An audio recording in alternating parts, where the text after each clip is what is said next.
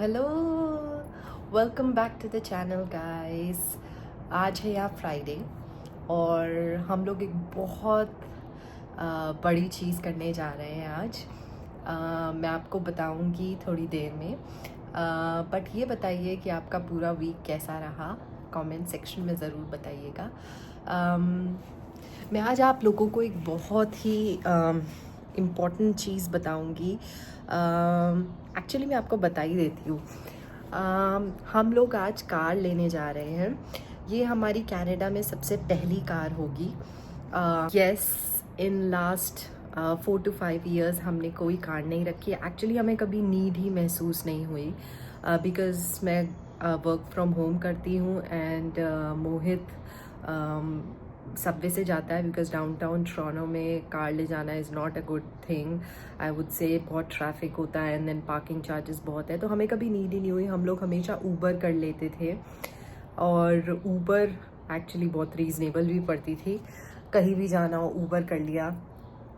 सो आज हम लोग अपनी पहली गाड़ी लेने जा रहे हैं। हम लोग कौन सी गाड़ी लेने वाले हैं आपको मैं दिखाऊंगी। हम लोग गाड़ी खरीद नहीं रहे हैं, we are taking it on lease. So मैं आपको ये भी बताऊंगी कि लीज और फिनेंसिंग में क्या बेटर ऑप्शन है। ऑफ कोर्स ये डिपेंड करता है person to person, but leasing क्यों करते हैं एंड फिनेंसिंग क्यों करते हैं, क्या डिफरेंस है कॉस्ट वाइज, वो देखेंगे। और बहुत ही इजी वे है, अगर आप यहाँ पे कार लेना चाहते हैं you can just go on the website and build your own car, तो वो भी मैं आपको दिखाऊंगी। तो चलिए देखते हैं हमने कौन सी कार ली है और पूरा प्रोसेस कैसा रहा। एक्साइटेड? How much?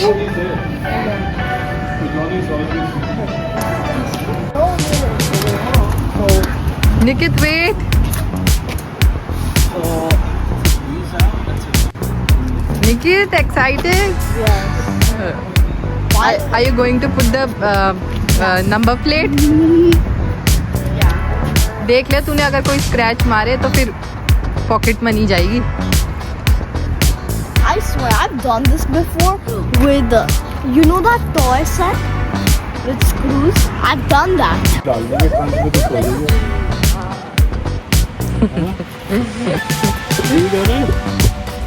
इसे भी बिठा दो भाई के पास। Yeah, I'm scared that too much. Photo Let's go, big girl.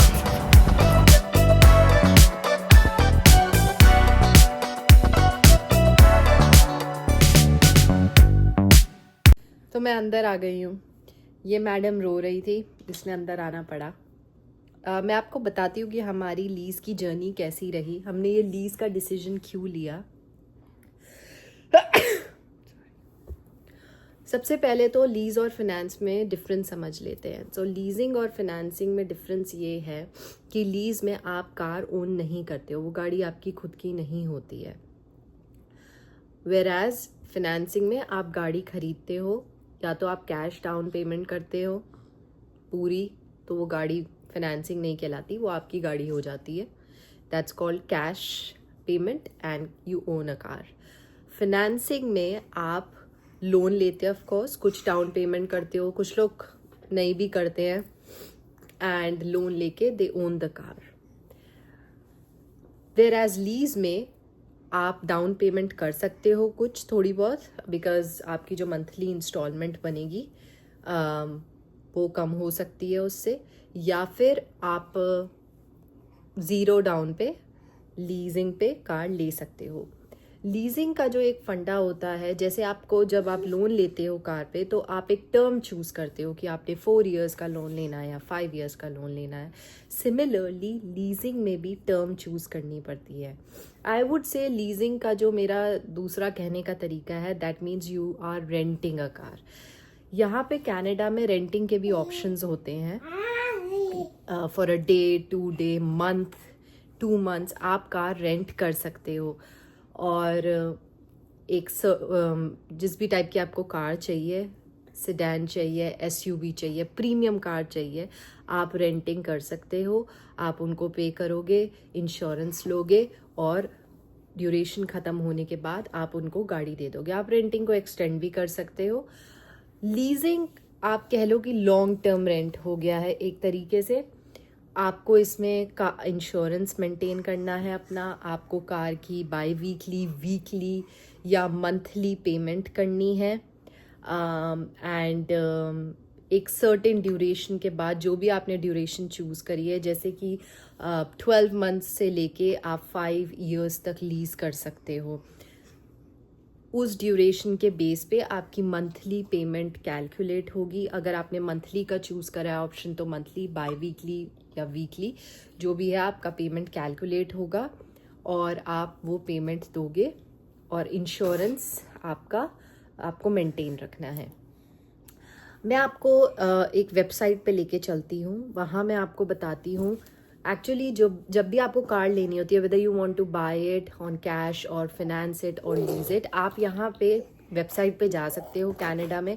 For example हमने जो कार ली वॉक्सवैगन की, हमने vw.ca पे अपनी कार बिल्ड करी और वहाँ पे तीनों ऑप्शंस थे, कैश, लीज, फाइनेंस। हमने लीजिंग पे जाके अपनी कार बिल्ड करी जो भी हमें मॉडल पसंद था और उसके बेसिस पे हमें एक आइडिया हो गया कि हमारी अगर हम बाई वीकली चूज़ करते हैं तो हमारी बाई वीकली पेमेंट क्या रहेगी। सो मैं आपको वेबसाइट पे लेके चलती हूँ और आपको दिखाती हूँ। सो ये हम गए vw.ca की वेबसाइट पर और हम यहाँ से लैंग्वेज चूज़ करके आप बिल्ड अ कार करेंगे। सो जो भी मॉडल आपको पसंद है हम वो लेते हैं। जैसे कि मैं लूँगी एटलस। अब मैं एटलस में बहुत सारे ऑप्शंस हैं, सो इनमें से जो भी मुझे पसंद है मैं वो चूज़ करूँगी। So let's choose peak edition. अब मैं नीचे जाऊँगी, I can choose a province और उसके बाद मैं सिलेक्ट करूँगी। Then I have the option for cash, finance, lease. Finance में अपने ऑप्शंस हैं, लीज़ में अपने। सो ऊपर मैं सेल्स टैक्स ऑन कर दूँगी। अब मैं लीज़ पे जाऊँगी and then I have the options for number of months, मुझे कैसी पेमेंट चाहिए। मैं so let's go for 42 months by weekly.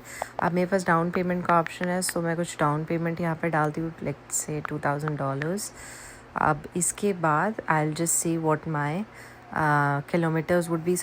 So kilometres हम कुछ भी ले सकते हैं। 16,000 पे आप देखोगे या 12,000 पे देखोगे आपकी पेमेंट कैसे ऊपर नीचे होती है।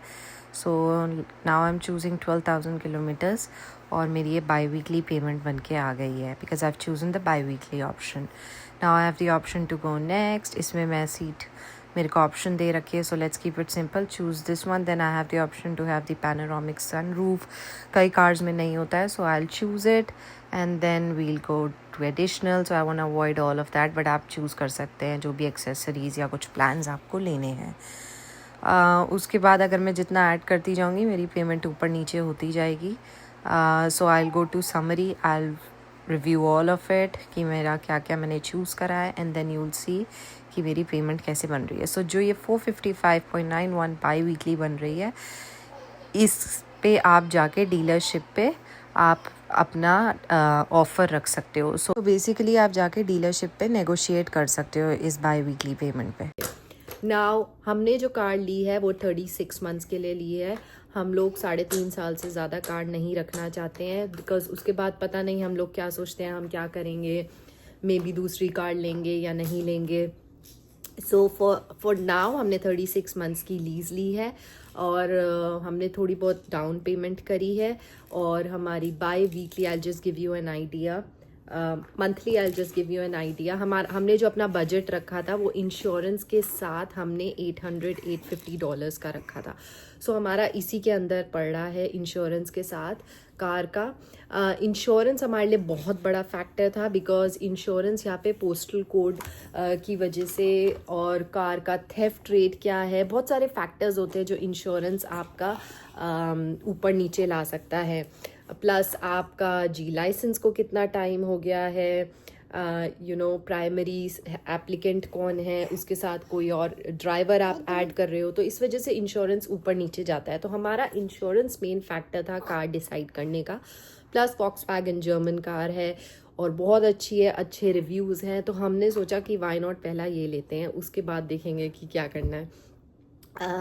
सो ये बहुत बड़ा फैक्टर था हमारा कार डिसाइड करने का. We work from home, Mohit travel by subway, so हम लोग ऑफिस के लिए कार नहीं लेके जाते हैं. सो ये भी एक फैक्टर होता है इंश्योरेंस में जो वो लोग देखते हैं.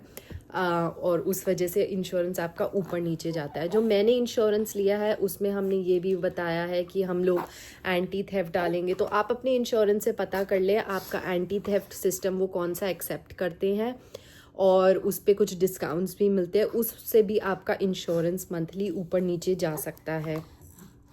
सो अगर आप लोग इंश्योरेंस देखना चाहते हैं तो आई वुड से पहले कुछ R&D करें अपने इंश्योरेंस पे. मार्केट में जाएं, पता करें कि कौन सी कार का 2-3 कार शॉर्ट लिस्ट करें. हमने 2-3 कार शॉर्ट लिस्ट करी थी. जैसे हमने जीप शॉर्ट लिस्ट करी थी, हमने फोर्ड रैम शॉर्ट लिस्ट करी थी, और फिर हमारे ये वॉक्सवैगन थी. इन सब में से सबसे कम थेफ्ट रेट जो था वो वॉक्सवैगन का था, और सबसे कम इंश्योरेंस हमें वॉक्सवैगन का पड़ रहा था. अनफॉर्चुनेटली कह लो कि या जिस पोस्टल कोड में हम रहते हैं वहाँ जीप का जो इंश्योरेंस है वो बहुत हाई है, बिकॉज थेफ्ट रेट जीप का बहुत हाई है. फोर्ड का भी बहुत हाई था, रैम का भी बहुत हाई था. Volkswagen was the only car जिसका नहीं था. और यहाँ अगर GTA में देखा जाए तो वॉक्सवैगन का इतना थेफ्ट रेट है भी नहीं. सो आप लोग मार्केट में जाएं, आप पता करें 2-4 इंश्योरेंस कंपनी से. एक बहुत इंपॉर्टेंट फैक्टर होता है कि अगर आपका जिस कंपनी के साथ होम इंश्योरेंस है, अगर आप उसी के साथ अपना कार इंश्योरेंस बंडल अप कर ले, there are different kinds of discounts also. क्या पता आपको कोई कॉर्पोरेट डिस्काउंट मिलता हो तो आप उस कंपनी पे भी जा सकते हैं. या फिर आपके पास फॉर एग्जांपल प्रोजेक्ट मैनेजमेंट की मेंबरशिप है तो आप उसका भी डिस्काउंट कुछ कंपनीज पे अवेल कर सकते हैं.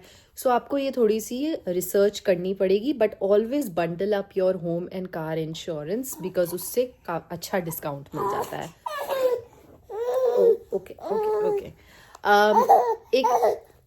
एक और चीज़ जो मैं आपको बताना चाहूँगी, काफ़ी कंपनीज आपको क्लेम्स फ्री डिस्काउंट देती हैं. अगर आपके फॉर एग्जांपल जैसे हमारा होम इंश्योरेंस जिस कंपनी के साथ है, और मैंने पिछले लेट्स से 4 इयर्स में आज तक एक भी क्लेम नहीं डाला है, तो मुझे वो क्लेम्स फ्री डिस्काउंट मिल जाता है मेरे car insurance and home insurance दोनों पे, कि अगर पहला मैं कभी भी कोई क्लेम डालती हूँ तो उससे मेरा इंश्योरेंस फ्यूचर में नहीं बढ़ेगा.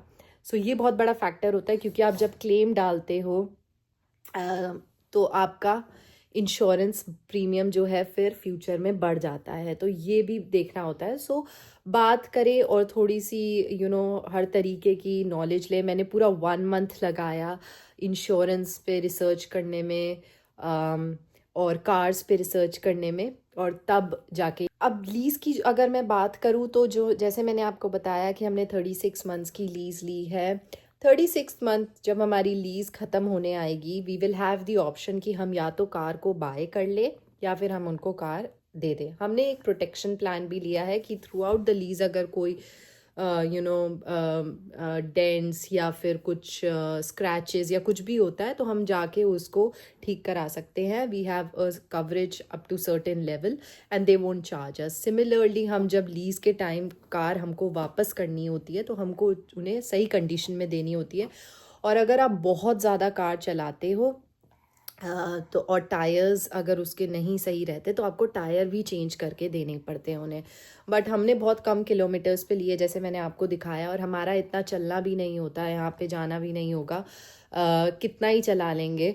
सो होपफुली टायर्स बदलने की ना नौबत आए. बट ये सब फैक्टर्स आपको देखने पड़ते हैं. लीज़ में जो ये लोग कैलकुलेट करते हैं वो एक फैक्टर कैलकुलेट करते हैं कि 3.5 साल बाद वो कार की वैल्यू कितनी रहेगी. पहले इनकी सुन लेते हैं. सो उस टाइम पे वो आपको फिर ऑप्शन देते हैं, उसी हिसाब से आपकी पेमेंट्स डिसाइड होती है मंथली. जब आप वापस देने जाओगे तो फिर आपको ऑप्शन मिलेगा कि अब आप इस वैल्यू पे कार ले सकते हो या नहीं ले सकते. अगर आप डिसाइड करते हो कि आपको दोबारा वॉक्सवैगन की कार ही लेनी है, सो उनके पास और भी कुछ ऑप्शंस होते हैं ट्रेड इन्स के, सो आप वो भी कर सकते हो. तो आप जिस भी डीलरशिप पे जा रहे हो आप पूरी रिसर्च करो, उनसे हर टाइप के क्वेश्चंस पूछो और फिर अपना लीज़ का डिसीजन लो. एक जो मैं लास्ट मोस्ट इम्पॉर्टेंट बात आपको बताना चाहती हूँ वो है आपकी किलोमीटर्स एंड आपका डेप्रिसिएशन वैल्यू कार की।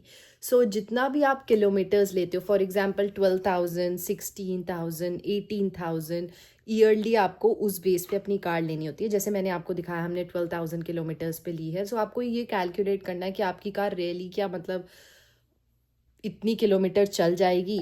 सो अगर आपका ट्रैवल बहुत ज़्यादा है तो आप उस हिसाब से कार डिसाइड करें।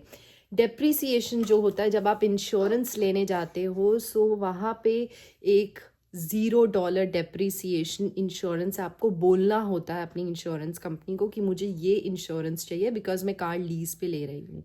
सो फॉर एग्जाम्पल अगर कोई गॉड फॉरबिड कोई एक्सीडेंट हो जाता है, कार डैमेज हो जाती है, राइट ऑफ करनी पड़ती है कार। सो उस टाइम अगर मान लो कार की वैल्यू $36,000 रह गई है और आपको वॉक्सवैगन की जो पेपर्स पे वैल्यू है वो लेट्स से 40,000 है, तो आप नहीं चाहोगे कि आप वो $4,000 अपनी पॉकेट से दो। सो दैट्स वाई आपको इंश्योरेंस कंपनी से $0 डेप्रिसिएशन इंश्योरेंस ऐड कराना होता है उसमें। और ये यहाँ पे बाय लॉ इंश्योरेंस कंपनीज को पता रहेगा कि उन्हें ऐड करना है। सो गाइज, ये थी मेरी आज की वीडियो कार के बारे में। आई होप आपको समझ आया होगा डिफरेंस जो मैं समझाने की कोशिश कर रही थी। Do let me know in the comments what you think about owning a car और leasing a car in Canada. और आई होप आपका वीकेंड अच्छा रहे। Do like the video, subscribe the channel and share the video.